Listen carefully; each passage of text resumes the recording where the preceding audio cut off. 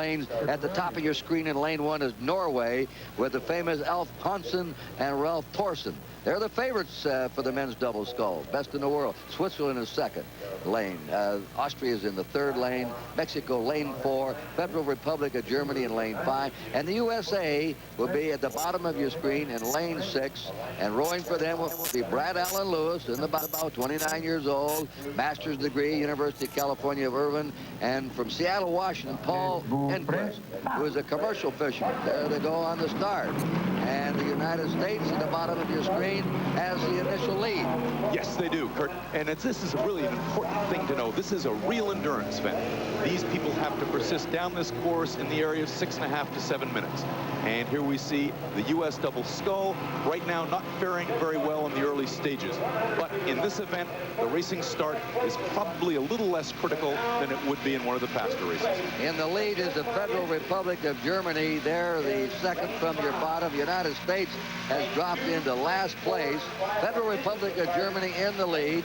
Over there in lane 2, next to the top of your screen, is Switzerland. They're second, and Norway is moving up. But the USA is lagging far behind. And why, Steve? Well, Kurt, this is not good for their confidence. This is a boat that was not selected by our national team, but came back and won through the trials. It looks to me, quite frankly, Kurt, as if they're tight.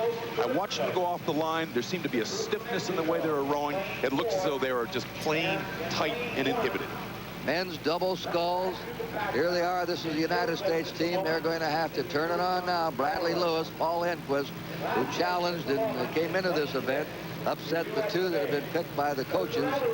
But right now they are in last place. So let's see what happens to them, whether they can make a comeback. Long ways to go. The leader is still in lane 5, the Federal Republic of Germany. Andreas Schmelz and George Agricola. They're out in front. In lane 2, Switzerland is second. And in lane 4, Mexico is third. The favorites, Norway, right now running fourth. But we haven't even come to the 1500. Emphasizing this point quite clearly that this is an endurance event. So at this point, the crews want to establish a powerful pace, but they don't want to burn themselves out. They're rowing hard. They're right on their endurance edge, but there's that little bit of withholding that allows them to have a steady pace. You may see the bow of the United States boat coming on. There it is. You just came into your screen, and they have moved up now. They were last a couple of boat lanes, and now they have moved up and are just about even with 2 or 3 of those crews, but still the leader, the Federal Republic of Germany. Yeah, Kurt, this is a good sign. It's clear that off the mark they were tight, as we suggested earlier. Now as the race progresses, as the fatigue begins to set in, interestingly enough, they're beginning to relax and they're beginning to make an impression on that field. As a matter of fact, right now there must be a pretty good, strong feeling between those two guys. They said, okay, we blew the start, but hey, look, it's not over yet. We still have a chance, and not only do we have a chance, but we're moving through the field. That West German crew is out in an early leader, but that United States crew, that crew of Enquist and Lewis, are right in the thick of it. They're in a good, strong position right now, Kurt. They've come up, they've passed one boat. The leader still Federal Republic of Germany. They're in the lead. You're getting another look at this race from the other side now. Yes, there's a good sense of swing in that halfway mark. Yep, here we are. And that U.S. crew is in a very strong position. Well, they made a remarkable comeback. Yeah, they certainly have. Leader, Federal Republic of Germany. In second, in lane 2 is Switzerland. The United States is about tied for third with Norway, which is at the top of your screen, and the Norwegian duo were the favorites in this. So they may be tough over the last 1,000 meters. Yeah, that could very well be. Kurt, there's at this point, and it's hard to tell, but at this point it looks as though Lewis and Enquist, the U.S. double, has moved into second place. It's very, very close, but they are in a good, strong position to spring to the finish line. It depends very much what these guys have, the Federal Republic of Germany, what they have in that last 500 meters. Let's see what they've spent. The left hand's over the right hand on the Scully. That's right, Kurt. It's There's always left over right. USA is 2 seconds 45 hundredths behind the leader, Federal Republic of Germany. Federal Republic of Germany out in front. Now let's line them up in second. Norway now has come up into second place, but the United States is almost tied with Norway. They're the leaders. Yeah, we've got a good race going on. Yeah, we have. Now the United States is second, and they're creeping up on the Federal Republic of Germany. Or West Germany, whichever you want, but they like to be called Federal Republic of Germany. They're leading. The United States just edged ahead at the bottom of your screen in second. At the top of your screen, the favorites in this heat, they're Norwegians, and now the Norwegians are about a foot or two ahead of the Americans.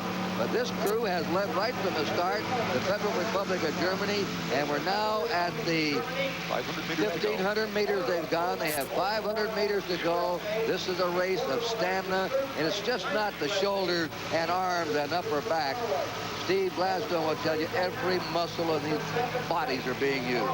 Yeah, they're really driving the legs. That's really the source of power. Now, it doesn't look to me as if the U.S. double can come back on this West German boat. The reason I say that is there seems to be a certain ease in that West German boat. However, they could prove me dead wrong, because as I look at this wide shot here, it looks to me as if, in fact, they are moving. It looks to me as if, in fact, they are moving on that Federal Republic of Germany boat. They're in the bottom. They're in the bottom of your screen. Yep. There they are. They're racing. 400 meters to go. Exactly. 300 meters, 400 meters to go. And we've got one heck of a boat race here, Kurt. Right. They're the leaders, Federal Republic of Germany. Now in second place, almost tied for second, the United States. You'll see them at the bottom of the screen in lane 6. There they are, and they're in second place. Norway at the top of your screen is now dropped back in the United States. And here comes the USA on. That's right, Kurt. They're really moving. This is going to be a tremendous lift to their spirit. Whether they get them or not, they know they can race at this level now. They know even with a bad start, they can produce when it comes to that last 500. They're going. Now they've got, look at, they're only 3/4 of a length behind. They are surging on that West German boat. I don't think they're going to be able to get them, but at this point, nope, just behind that West German boat. I want to tell you, that was a remarkable comeback, because they had a really terrible, dismal start, and had dropped 3 or 4 lengths behind all the other boats, and they were edged out a half a length for the finish. So the winner is the Federal Republic of Germany. The United States is second, and Norway finished third. And Federal Republic of Germany goes in